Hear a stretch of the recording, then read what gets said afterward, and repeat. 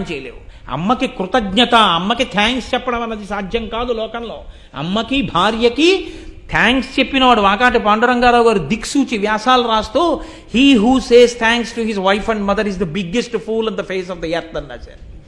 భార్యకి తల్లికి థ్యాంక్స్ చెప్పిన వాడంతటి మూర్ఖుడు ప్రపంచంలో ఇంకోటి లేడు. ఏమిచ్చి చెప్తావు? ఇంటి పేరు మార్చుకుంది, గోత్రం మార్చుకుంది, తన పుట్టింటిని విడిచిపెట్టింది, నీ ఇంటికి ప్రవేశించింది, నీకు భోగం ఇచ్చింది, నీ వంశాభివృద్ధిని తెచ్చింది, నీకు కొడుకునిచ్చింది, కూతురునిచ్చింది, నిన్ను ఇంత వృద్ధిలోకి తెచ్చింది, నీ కోసం ఆహర్నిశలు తాపత్రయపడింది, ఆఖరికి నీ ఒళ్ళో తలబెట్టుకుని తాను చచ్చిపోవాలని కోరుకుంది.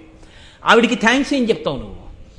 నీకు జన్మనిచ్చింది, పెంచింది, పోషించింది, నీ చేతిలో కాలిపోదాం అనుకుంది ఇంకొక ఆవిడికి ఎలా థ్యాంక్స్ చెప్తావు? నువ్వు బతికున్నంత కాలం థ్యాంక్స్ చెప్పలేని వాళ్ళు ఇద్దరు. వాళ్ళిద్దరికీ నువ్వు రుణం తీర్చుకోలేవు. వాళ్ళిద్దరే ఒకరు తల్లి, ఒకరు భార్య. అంత గొప్ప స్థానాలు. ఇది తెలుసుకున్న వాళ్ళు భారతదేశంలో స్త్రీని పూజించారు. ఇది తెలియని పశ్చిమ దేశాలు భోగ వస్తువుగా చూసాయి. మన దౌర్భాగ్యం వ్యాలంటైన్స్ డే చేసుకుని మనం ఆ స్థితికి దిగజారిపోతున్నాం ఇవాళ. అది మన సంస్కృతి కాదు.